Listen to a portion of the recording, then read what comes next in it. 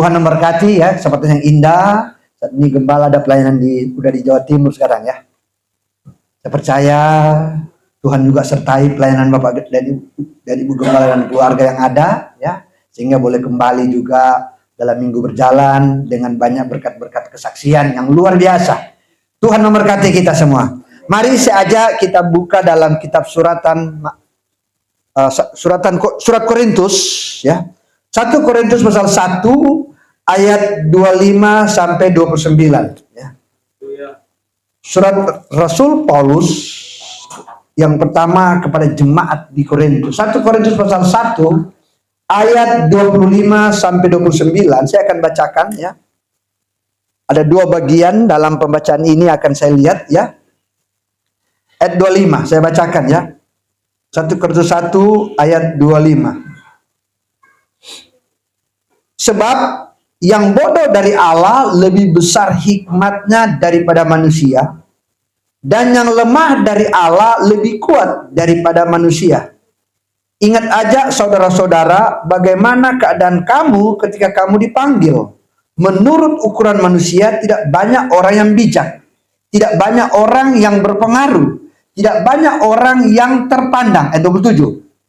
Tetapi apa yang bodoh bagi dunia dipilih Allah untuk memalukan orang-orang yang berhikmat. Dan apa yang lemah bagi dunia dipilih Allah untuk memalukan apa yang kuat. Dan apa yang tidak terpandang dan yang hina bagi dunia dipilih Allah. Bahkan apa yang tidak berarti dipilih Allah untuk meniadakan apa yang berarti. Supaya jangan ada seorang manusia pun yang memegahkan diri di hadapan Allah. Amin. Ayat ini adalah ayat yang luar biasa dalam kehidupan kita. Dan boleh juga merupakan pengalaman pribadi apa yang saya alami. Ya. Tentu kita di sini ya, saya juga pribadi ya, kalau ada orang bilang bodoh saya pasti protes, saya pasti marah ya. Dan kadang-kadang kita juga orang tua ya, kadang-kadang mudah-mudahan ya di jemaat GPD Eklesia tidak ada, di sana juga banyak ya, di sini tidak ada. Kalau kita mungkin marah atau kepada anak-anak kita terbiar sekolah, kita jangan bilang bodoh ya, sebab perkataan kita orang percaya itu udah kuasa. Baik biarpun di sekolah, waktu masih sekolah itu ada anak saya pintar, pasti jadi pintar. Tapi kalau pintar kita bilang bodoh, lama-lama jadi bodoh juga. Ya kan, kita tentu tidak mau ya. Tapi perkataan bodoh yang kita baca di sini itu luar biasa ya. Ada dua ya. Yang pertama di sana katakan ya, ayat 27 dan 29 ayat 25 sampai 27 ya. Sebab yang bodoh dari Allah lebih besar hikmatnya. Jadi ada yang bodoh dari Allah dan ada yang bodoh dunia, yang bodoh dunia ya. Tapi Alkitab tulis yang bodoh bagi dunia dipilih Allah untuk memalukan orang-orang yang berhikmat. Yang bodoh dari Allah lebih besar hikmatnya. Nah, kalau Tuhan yang bilang kita bodoh, tidak masalah. Ya kan? Bapak Ibu jemaat Tuhan, ini merupakan pengalaman. Ya, saya satu kesaksian ya. Dalam pelayanan, ya, saya waktu melayani Tuhan, luar biasa pertolongan Tuhan ya. Dengan saya melayani Tuhan ya, saya boleh dikata bukan gembala besar ya, sama jemaat saya juga dengan jemaat Bapak Ibu yang ada di tempat ini sama ya. Dan dengan segala keterbatasan kami ya. Saya juga sekolah pas-pasan ya. Sehingga bukan karena saya tidak buat apa sehingga saya sekolah Alkitab, tidak. Memang karena ada satu situasi ya, sehingga membuat saya sekolah Alkitab. Waktu saya sekolah Alkitab ya, saya tinggal di gereja 2 tahun di Surabaya. Kalau nggak salah hari ini Bapak Gembala ibadah di sana di Raja Wali. Nah, saya tinggal di gereja Raja Wali itu 2 tahun. Waktu itu masih gembala mertua dari gembala sekarang ini ya, Bapak Batubara. Sekarang Pendeta Hendrik ini dulu anak mantunya. Nah, itu saya dalam satu kesempatan seorang hamba Tuhan ya, waktu ada pokok doa dia tulis, teman saya, dia tulis nama, ada teman saya orang Medan juga, Tobing ya, Bahara Tobing, dia tulis pokok doa Seolah-olah itu dari saya, bahwa saya ingin jadi hamba Tuhan. Padahal bukan saya, dia yang tulis. Waktu dia tulis, dibaca, didoakan, saya marah ke dia. Kok kamu tidak tanya saya dulu? Ya. Tapi berjalannya waktunya saya sekolah kitab dulu. Jadi karena doa. Ya. Sepertinya guyonan. Tapi jadi dia bilang, ini teman saya bilang dia udah almarhum. Saya juga Tuhan yang gerakkan, katanya tulis. Ya. Sehingga dia tulis dan dibaca lagi. Pokok doa si A si B, terus disebut nama saya, tolong jadi hamba Tuhan, dan didoakan. Ya. Tidak ada setahun kemudian saya sekolah Alkitab dan berjalannya waktu jadi hamba Tuhan. Nah, dalam saya melayani Tuhan, ya, saya melayani Tuhan, kami GPDI, ya, modalnya modal pas-pasan. Ya, suka dibilang modal dengkul. Ya. Nah, saya pelayanan di perbatasan, kami juga sama perbatasan ini, ya. Di daerah Ciledug, Karangtengah, Permai, ya, cuma kami beda kelurahan. Kita Karang Timur, sini Karang Mulia kalau nggak salah. Ya, kita Karang Timur. Nah, untuk melayani juga itu semua kemurahan Tuhan. Ya, dan saat ini Tuhan izinkan saat kami sudah punya tempat. Nah, apa yang saya saksikan ini luar biasa. Sampai saat ini saya punya mitra orang Korea.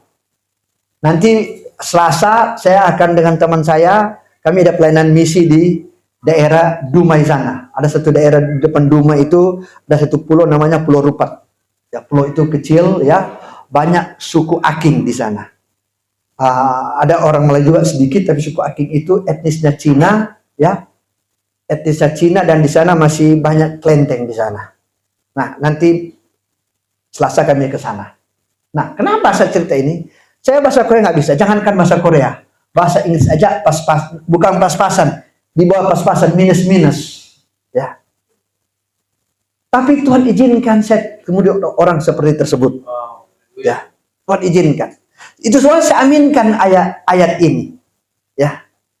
Kalau kita bersandar kepada Tuhan, apa yang tidak pernah dipikirkan, itu yang Tuhan kerjakan dalam kehidupan kita. Nah, saya yakin juga itu pasti terjadi dalam kehidupan kita, pribadi lepas pribadi. Nah, ini pengalaman saya, ya.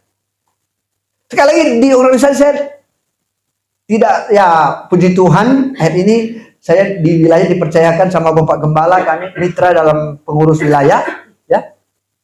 Tapi itu boleh dikata paling rendah di struktur. Terus setiap bulan saya harus pelayanan keluar. Nah, itulah nanti bulan Juli, bulan Mei kemarin, ya, bulan Juli nanti mau ke Riau, Agustus ke Manado, ke Sanger, Talaut sana, ya. September, Oktober saya ke Malaysia, ke Miri di Malaysia Timur, ya. Pelayanan ada. Tuhan izinkan, bukan karena saya hebat, tidak. Tapi saya Alkitab tulis, ya, karena yang bodoh bagi Allah. Ya, orang yang bodoh bagi dunia dipilih Allah. Ya, saya boleh kata Tuhan yang pilih saya.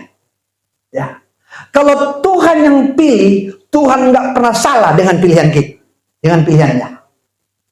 Nah, menjadi pertanyaan, apakah kita mau, ya, orang bilang kita bodoh atau Tuhan yang bilang kita bodoh? Ya. Kalau orang bilang kita bodoh, aduh, kita pasti marah. Tapi kalau Tuhan bilang kita bodoh, ya, tentu ada alasannya. Nah, siang hari ini apa ini akan kita lihat, ya. Dalam Lukas pasal 24, ya, coba lihat. Lukas 24 ayat 25 sampai 27. Injil Lukas pasal 24.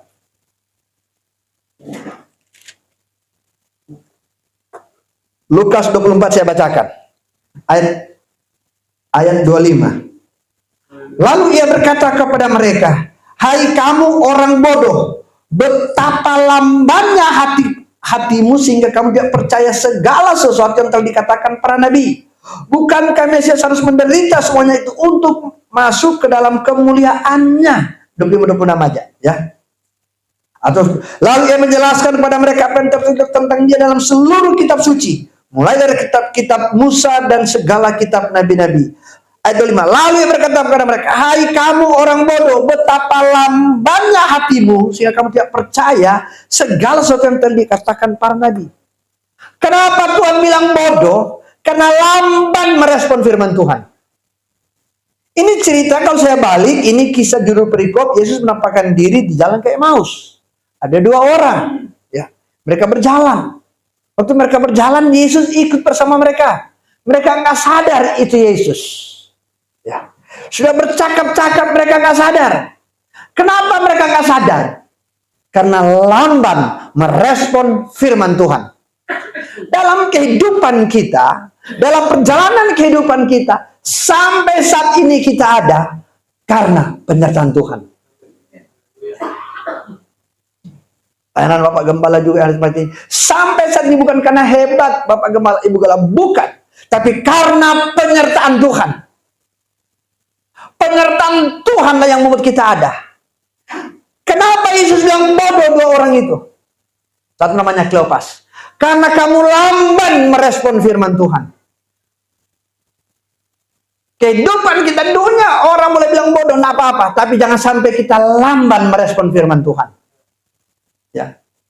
Sekalipun hidup kita terbatas, ekonomi kita terbatas, studi kita terbatas, semua boleh terbatas. Tapi tentang firman Tuhan tidak terbatas. Karena firman Tuhan yang memberi kita kehidupan. Ya. Firman Tuhan yang membuat kita kuat. Kesaksian ibu tadi, ya kan, karena Yesus, ya.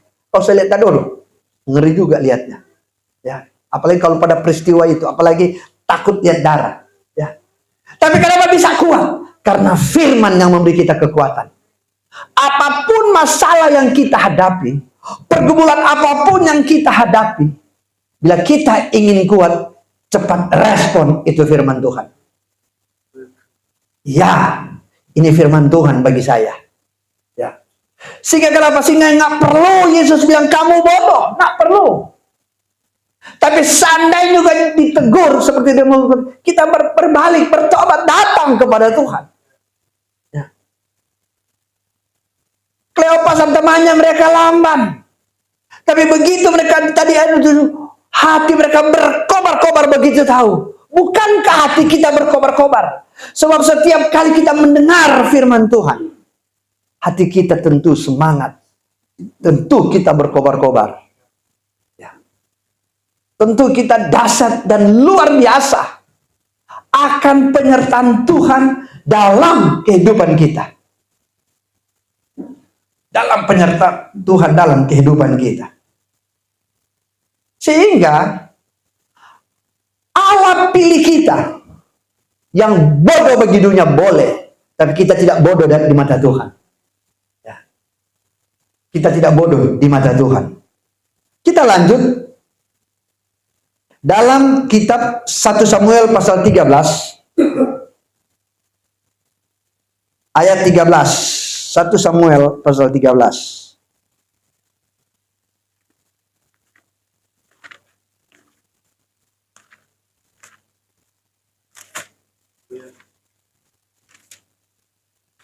Ayat 13 dan 14 saya bacakan. Kata Samuel kepada Saul, perbuatanmu itu bodoh. Engkau tidak mengikuti perintah Tuhan Allahmu yang diperintahkannya kepadamu. Sebab sedianya Tuhan mengokohkan kerajaanmu atas orang Israel untuk selama-lamanya. Tapi sekarang kerajaanmu tidak akan tetap. Tuhan telah memilih seorang yang berkenan di hatinya. Dan Tuhan telah menunjuk dia menjadi raja atas umatnya.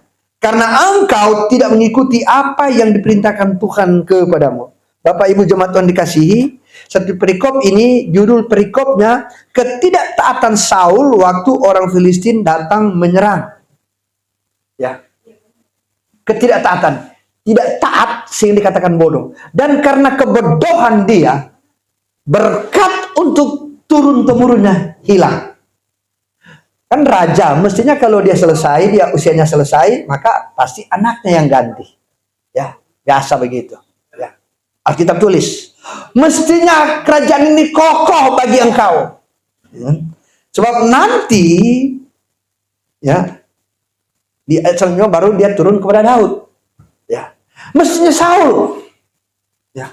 Tapi karena engkau bodoh, Samuel katakan. Karena kamu bodoh. Mestinya berkat ini, ya kan? Bapak Ibu jemaat, saya punya anak 2. Ya, tentu nak mungkin harta kita kasih ajak ke tetangga atau orang yang kita tidak kenal ataupun kenalan kita, enggak. Paling kita kasih ke anak kita. Sekali ini saya bukan berbicara tentang materi, tapi ini hal-hal yang nyata. Ya kan? Tentu kita bangga kalau kita wariskan. Ya. Saya menyimpang sedikit, itu sebabnya di firman Tuhan waktu Abraham, ya.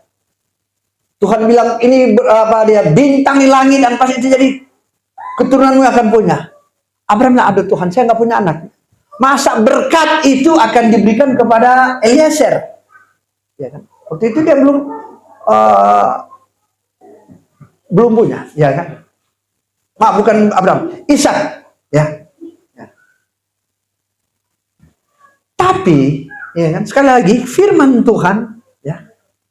Apa yang dilakukan Saul itu tidak salah. Ya. Kalau Bapak Ibu baca ayat sebelumnya, ini Saul udah biasa, karena dia mau jadi raja. Setiap kali mau berperang harus panggil pendetanya dulu, ya kan? Pendeta datang berdoa, kita mau perang, dan pendeta berdoa. Alkitab, Saul, ya dia udah tahu Samuel lambat datang, ya, karena berperang. Saya nanti besok, ya, ada jemaat mau usaha, ya, dia mau buka, dia tadinya kerja bengkel, ya kan, nanti dia udah dapat modal, dia sewa tempat, dia udah bilang, Mas, dari berapa ada tempat kita, nanti doakan ya. Dulu tapi saya ajar ke jemaat. Apapun, ada jemaat saya juga buka usaha laundry, ya, di Bekasi, ya, saya pergi ke sana, saya pergi berdoa. Sebab itu firman Tuhan. Kan kita bukan perang secara jasmani sekarang, ya kan? Zaman Peratu kerajaan Israel terbentuk, waktu Saul mau berperang, dia harus panggil dulu Samuel untuk berdoa. Dan saya ajar ke jemaat sama. Ya, kalau mau buka usaha, mau apapun harus undang gembala. Ibu juga jemaat, kalau mau lakukan sesuatu, mau buka usaha atau dapat pekerjaan, mau didoakan, panggil gembala. Bukan panggil pendeta ya, panggil gembala. Ya, panggil gembala, datang berdoa. Ya, gembala saudara, gembala di tempat ini. Panggil. Apapun. Nah, Saul, dia nggak salah. Kalau kita lihat secara mata jasmani. Kenapa? Sebab pada waktu Samuel terlambat, dia sudah bawa kemari itu kambing domba. Dia yang pimpin. Ya, dia sembelih itu kambing domba yang di ayat sebelumnya, ya. Ayat yang ke-11. Tapi kata Samuel, apa yang telah kau perbuat? Jawab Saul, karena aku melihat rakyat itu berserak-serak meninggalkan aku dan engkau tidak datang pada waktunya, telah ditentukan, padahal orang Filistin telah berkumpul di Mikmas. Ayat 12. Maka pikirku sebentar lagi orang Filistin akan menyerang aku juga, padahal aku belum memohonkan belas kasihan. Sebab itu aku memberikan diri lalu mempersembahkan korban bakaran. Saul nggak salah kalau kita lihat semata secara itu. Dia datang mempersembahkan korban. Dia datang mempersembahkan korban. Dia yang pimpin. Kalau kita lihat, tapi saudara, itu keji di mata Tuhan. Kenapa? Itu bukan hak dia. Dia raja, itu bukan dia. Hak itu adalah pilihan Samuel yang harus lakukannya. Kenapa? Karena Samuel dipilih Tuhan untuk hal-hal seperti tersebut. Ini soal jabatan. Pemimpin rohaninya itu adalah Samuel. Pemimpin rohani saudara Bapak Gembala, Bapak Ishar. Ya. Kita boleh hebat, mungkin lebih pintar, tapi pemimpinnya dalam hal pemimpin rohani. Ini Saul raja. Tapi dia lupa bahwa dia punya pemimpin rohani. Ya. Dia punya penasehat spiritual kalau zaman saat ini. Ya. Itu bukan hak dia. Harus pemimpin rohani, harus gembala yang melakukan itu. Dia lakukan baik itu kan mempersembahkan. Salah nggak kalau kita bawa korban persembahan? Gereja nggak salah. Tapi yang salah, kita mengambil hak dari yang mestinya itu bukan milik kita. Dan apa akibatnya? Hilang berkatnya. Berkat untuk anak cucunya hilang. Ya. Mestinya ini buat keturunanmu, buat anak cucumu. Tapi karena engkau bodoh, Samuel bilang. Ya. Dia katakan, karena kamu lambat maka aku membawa korban bakaran. Itu korban bakaran itu betul. Tapi yang tidak betul, merampas hak yang bukan miliknya. Setiap kita pribadi, lepas pribadi, Tuhan sudah taruh posisi kita masing-masing. Amin. Tuhan sudah taruh kita. Posisi kita Tuhan sudah taruh. Ya. Jangan kita. Bukan soal korbannya. Ya. Bukan soal jumlah nilainya. Tapi soal hati kita. Kita lakukan itu bukan supaya orang lihat kita hebat. Kita melayani Tuhan bukan supaya orang lihat kita jago, kita melayani pekerjaan Tuhan. Jago kita bermain musik, jago kita pimpin. Bukan. Tapi soal hati kita kepada Tuhan. Amin. Ya. Soal bagaimana kita melayani Tuhan. Bukan karena kemampuan kita. Tapi karena kehendak Tuhan dalam kehidupan kita. Sebab kita ini nol. Orang suka bilang kita ini nol. Begitu tambah 1 Yesus, maka kita di angka 10. Ya. Jadi bukan karena kita hebat. Ya. Karena Tuhan yang hebat. Kehidupan kita, untuk kita bisa menikmati berkat-berkat yang luar biasa. Ya. Sekalipun mungkin orang anggap kita sepele, orang nggak anggap kita, orang nggak lihat kita. Ya. Tapi Tuhan melihat apa yang kita buat. Dan segala apa yang kita buat, nilainya besar di mata Tuhan. Ya, nilainya besar di mata Tuhan. Kita lanjut. Kita lihat 2 Raja-Raja pasal 13.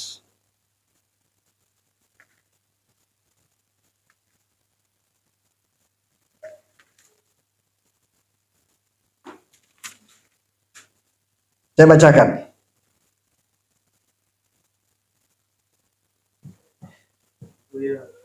Saya baca. Ini Elisa. Sesudah itu berkatalah ia, ambillah anak-anak panah itu, lalu diambilnya. Setelah diambilnya, berkatalah Elisa kepada Raja Israel, pukulkanlah itu ke tanah. Lalu dipukulnya 3 kali, kemudian ia berhenti. Perhatikan. Tetapi gusarlah Abdi Allah itu kepadanya serta berkata, seharusnya engkau memukul 5 atau 6 kali. Dengan berbuat demikian engkau akan memukul Aram sampai habis lenyap. Tapi sekarang hanya 3 kali saja engkau akan memukul Aram. Saudara, ya. Ada satu kesempatan bangsa Israel berperang dengan Aram. Mereka panggil Elisa. Dan Elisa, dia waktu dia berdoa, dia nggak kasih tahu apa, cuma bilang panah habis panah, pukul itu busur itu ke tanah. Ya. Dia pusuk 1 kali, dia pikir 2 kali. Mungkin secara logikin kan raja, apa sih maksudnya pukul-pukul begini? Anda untung nggak? Nggak. 3 kali cukup lah. Ini hal-hal yang memalukan kita lakukan. Ini kan mau berperang. Maka pada waktu itu cuma 3 dia stop. Elisa marah. Kenapa? Sebab ini perintah Tuhan. Kadang-kadang perintah Tuhan itu nggak masuk akal. Ya.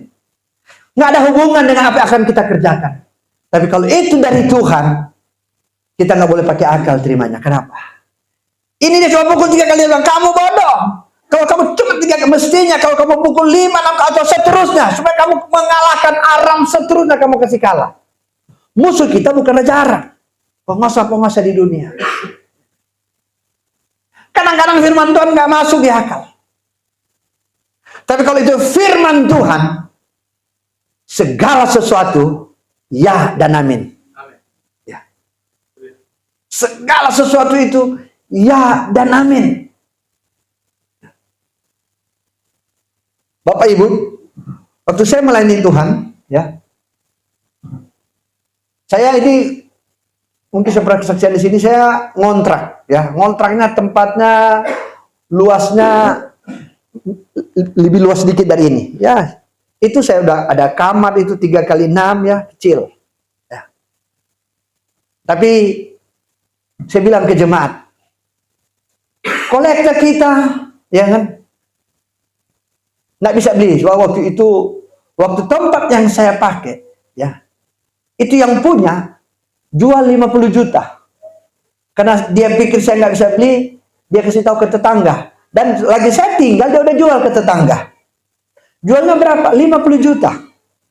Dia pikir, aduh, saya ngontrak itu 2,5 juta. Saya juga ngontrak 2,5 juta, saya cicil. Dia pikir, wah, pendeta 2,5 juta aja cicil, mana mampu beli 50 juta. Hanya dia jual. Saya komplain, bukan saya komplain. Saya berseru kepada Tuhan. Sebelah jemaat berdoa. 50 juta saya nggak punya uang. Ya. Tapi kalau kehendak Tuhan, saya tanya di muka, berapa mau dijual? 100 dengan surat 115. Ya. Orang bilang 50 juta nggak betul, nggak bisa. Tapi kalau waktu Tuhan, tidak ada yang tidak bisa. Ya. Waktu Tuhan tidak ada yang tidak bisa. Sebelah jemaat berdoa, Tuhan suruh. Tuhan suruh saya puasa. Ya, saya puasa. 1 bulan saya puasa. Tuhan suruh. Saya lakukan. Pagi, sore buka selama 1 bulan. Ada 2 kali karena satu dan hal saya minum air sedikit. Ya, karena udah satu saat saya ada pelayanan seperti begini, ya. Habis khotbah kering ini, saya minum sedikit. Saya minum air putih. Pernah juga ada urusan, saya minum. Ada 2 kali. Tapi cuma minum aja. Ya. Nah, hubungan dengan mana? Nggak ada hubungan mestinya. 50 juta aja nggak bisa beli. Saya tanya di muka, berapa mau dijual? 100 juta. Sama surat 110. Saya bilang, saya bisa beli itu, saya bilang. Nah, dan puji Tuhan. Ya. Tuhan kasih ketemu dengan seseorang. Dia bilang, tanya aja. Saya cerita, dia bilang, di sana berapa? Saya, ya sekitar 100 juta. Cari aja. Dia nggak tahu saya udah cari rumahnya. Dia suruh cari aja. Begitu cari ketemu, dia kasih uang. Begitu mau beli yang punya rumah nggak jual, nggak jadi jual. Karena apa? Karena pendeta takut bikin gereja. Akhirnya saya beli tanah yang sekarang ini ada. Nah, saudara, apa hubungan dengan firman Tuhan? Saya Tuhan cuma bilang, kan saya butuh uang, bukan butuh doa. Tuhan cuma suruh berdoa dan suruh puasa 30 hari. Ya, suruh puasa 30 hari. Ya, hubungannya nggak ada hubungan. Tapi saya percaya Tuhan kita dahsyat dan luar biasa. Ya. Apa yang tidak mungkin, apa yang tidak dipikirkan, yang bodoh bagi dunia, dipilih Allah. Dan saya ketemu dengan seseorang, dia kasih cash 130 juta tahun 2000. Ya. Tahun 2000. Luar biasa. Ya. Cuma apa? Saya dengar seruan puasa. Saya nggak pernah puasa 1 bulan, nggak pernah. Tapi karena saya Tuhan yang suruh. Ya. Bapak Ibu jemaat Tuhan, mungkin pengalaman kita beda. Tapi yang namanya firman Tuhan, lakukan secara total, amin. Lakukan secara maksimal. So yang kita terima juga maksimal dari Tuhan. Kadang-kadang kita mau maksimal dari Tuhan, tapi kita nggak maksimal dengan Tuhan. Kalau kita maksimal dengan Tuhan, maka Tuhan juga akan melimpahkan berkat dalam kehidupan kita itu maksimal. Tuhan akan limpahkan berkat itu bagi kita itu maksimal. Lakukan firman Tuhan. Berikut kita lihat.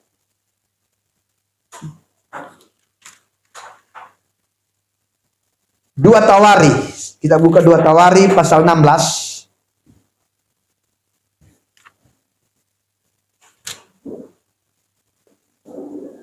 Saya baca ayat 2 Tawari 16.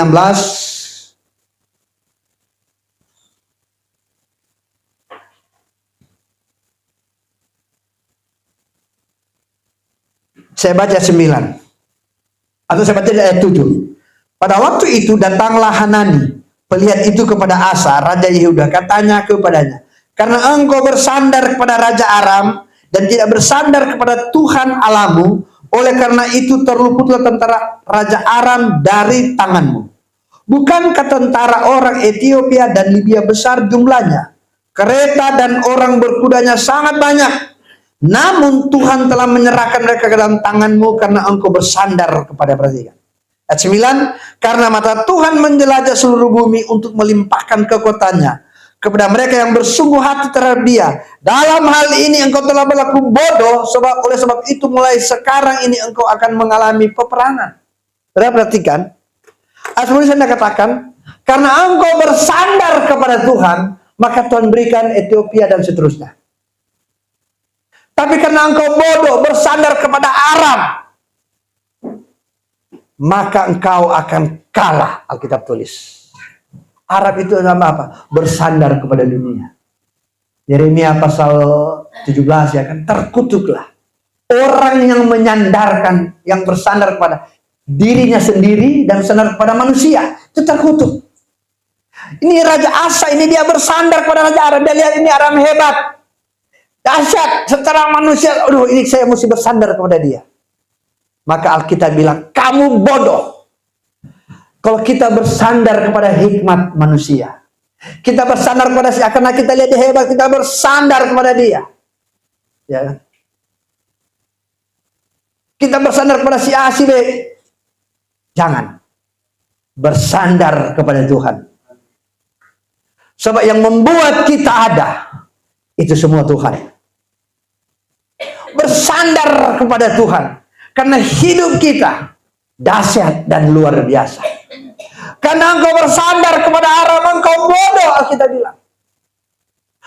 Di ayat 8, karena engkau bersandar kepada Tuhan. Lihat atau ayat 8, coba lihat ayat 8.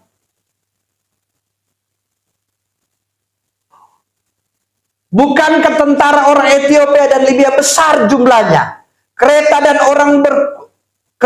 dan orang berkudanya sangat banyak. Namun Tuhan telah menyerahkan mereka ke dalam tanganmu karena engkau bersandar kepadanya. Ya. Musuh yang kuat itu bisa ditaklukkan karena kamu bersandar kepada Tuhan. Tapi karena engkau bersandar kepada Aram, mesti itu engkau bisa taklukkan, maka Aram yang menaklukkanmu. Engkau bodoh. Kita nggak mau jadi orang bodoh, amin.